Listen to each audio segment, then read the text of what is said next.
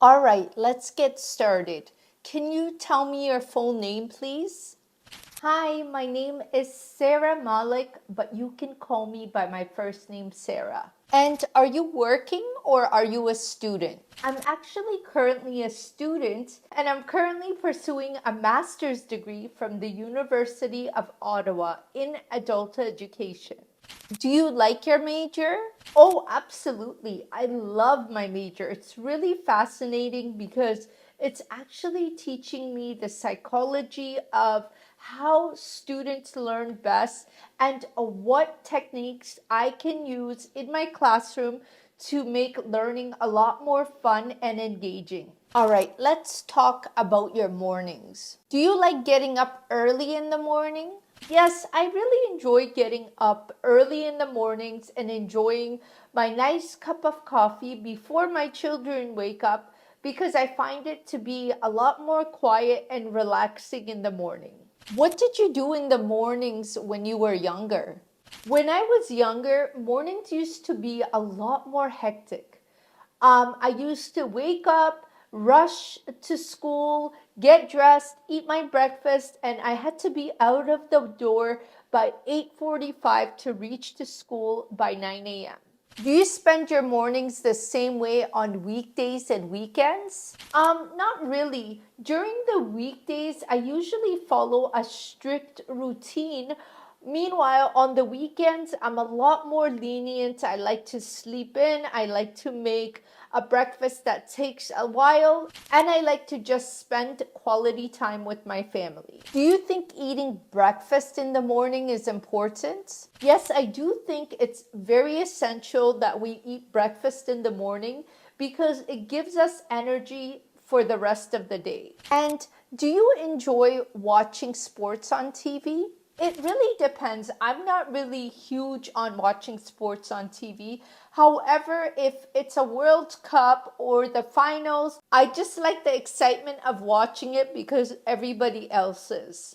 Do you like watching live sports games? Yes, as I mentioned earlier, if it's a big match like a championship game or the World Cup, I really enjoy watching soccer and basketball to be specific. Who do you usually watch sports with? I love watching it with my family and friends, especially with my husband, because he really hypes it up and makes it a lot more exciting. What kind of sports game do you want to watch in the future? I'd love to attend a World Cup game. Unfortunately, I missed the one in Qatar. However, I would love to attend the next World Cup that will be happening in the next few years. When you were younger, did you play any sports? No, I wasn't really someone who enjoyed playing sports when I was younger. However, I do enjoy watching sports a lot more than playing them. And we are entering part 2 of the IELTS speaking exam. Here's your topic and you have 1 minute to prepare your answer. Okay, please go ahead and describe a place you would recommend to visitors who are tourists in your country. Sure, I'd really recommend a city, a small town by the name of St. Jacobs, which is close to Waterloo, Ontario. St. Jacobs is a beautiful little town surrounded by our lovely Mennonites of Canada. It's really amazing to see how they live and how they barely use any electricity throughout their day. One thing I really love seeing when I visited St. Jacobs is they actually travel around the city with a horse and a carriage. I highly recommend everyone visiting St. Jacobs if they ever visit Ontario because it's just so nice to learn from other people's culture. They also have lots of great shops and farms around, so you can buy the best produce, the best honey, and visit their cute antique shops to grab 1 or 2 souvenirs. This place is a must-see for any tourist that visit Ontario, and I always recommend it to my guests. And speaking of practice, ladies, if you're looking to join a community where you will be able to practice your speaking, then you might find my IELTS Speaking Ladies Club really interesting. This ladies club is actually hosted over Zoom. I actually teach you ladies. We go over different IELTS speaking mock tests. I give you feedback and I give you any suggestions, tips on anywhere I think you can improve on. If you are interested in this ladies club, make sure you join down below. I've made it specifically for those of you who are stay-at-home moms, who have lots of responsibility of taking care of your children, and maybe you want to learn English from home and you want to become that confident English speaker. Check the description box down below. Thank you for that. Now we are entering part 3 of the IELTS speaking exam. Do you think it's important to take photos when traveling? Yes, absolutely. I think it's really important to capture memories and to always look back to it because you have something to remember for the rest of your life. Are there any disadvantages to taking photos?